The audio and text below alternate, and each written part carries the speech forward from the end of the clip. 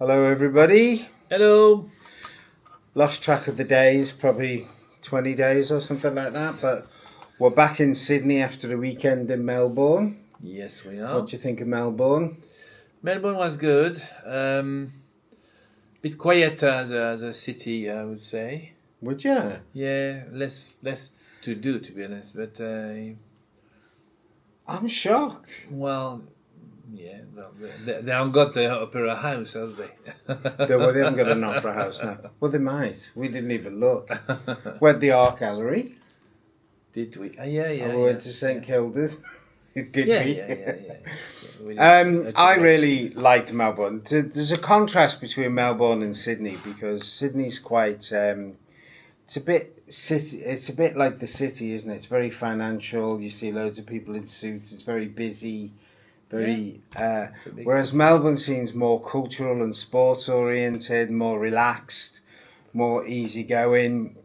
So I like both cities, both of them, and the food is just across the board. The food is really good in Australia. Really good. Did really eat well in Australia.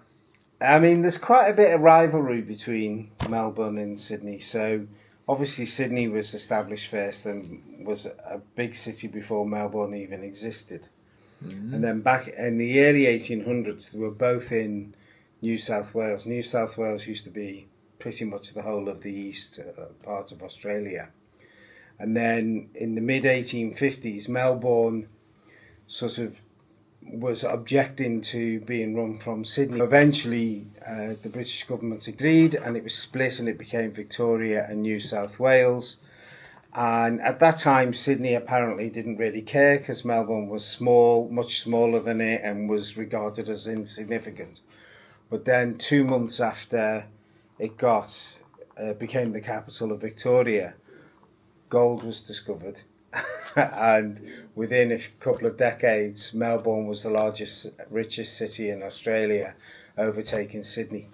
So that was kind of interesting. Then over the next 100 years, Sydney reclaimed the title back as the largest city, and essentially it became a sort of rivalry between the two cities.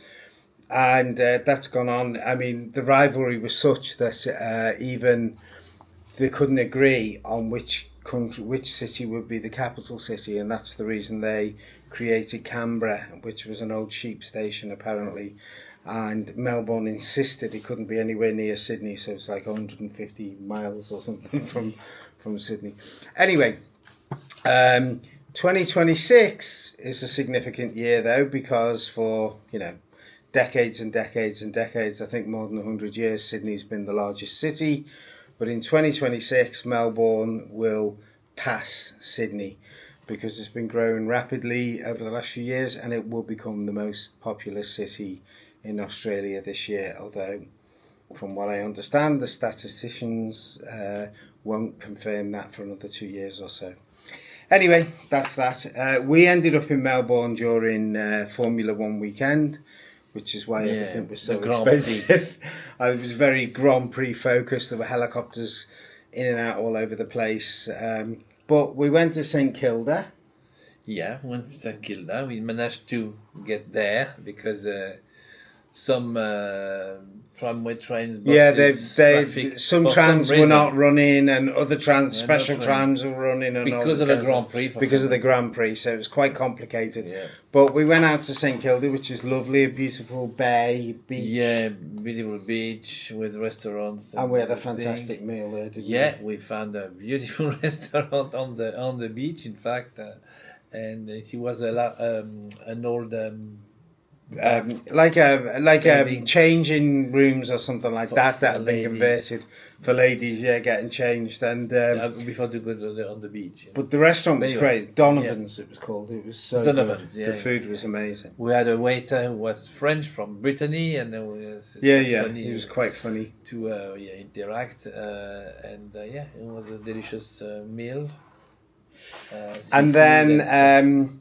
Just for Ernie and Gus. Hello, Ernie and Gus. Hello, Ernie. We went to go and see the neighbourhood where Their Matt, parents Matt left. and Kate lived when they were in Australia. We just went to have a look and just film it for Ernie and Gus. So we'll put that up there. It was a lovely little neighbourhood, wasn't Victoria it? Street, yeah. Pretty much the public transport in Melbourne is really good. There's trams, there's an underground, there's trains, there was buses. It's a very good public transport system, and you can get anywhere you want to go by public transport. You get a card, you put money on it. Yeah.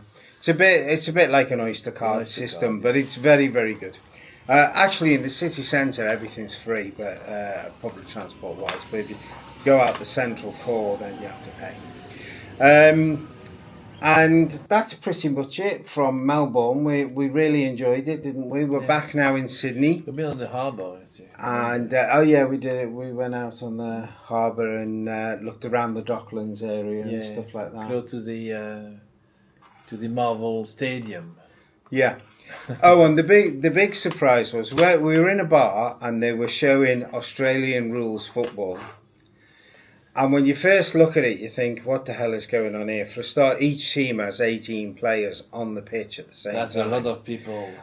And the pitch is round, Pitch so is it's a bit oval, like yeah. it's a bit like a mix of rugby and handball or something like that, but on a massive round they have pitch. to dance once every 15 meters. Yeah, they have to. The rules are good. Complicated, but very high scoring, very fast paced. Yeah, very fast paced. And one of the locals particularly was explaining to us how it works. It's very much a Victoria thing, Australian rules football. I really liked it. And to me, it was a bit like basketball and rugby combined, which is an odd thing to say, but it was... no scrums, but...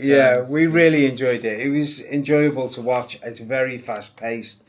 And, I was up for it. So we're back in Sydney now. We'll give you a report tomorrow of our overall impressions of Australia, but... spoiler alert, we've loved Australia. Yeah, exactly. But we'll say good night and we'll see you tomorrow or the day after. Bye. Good night.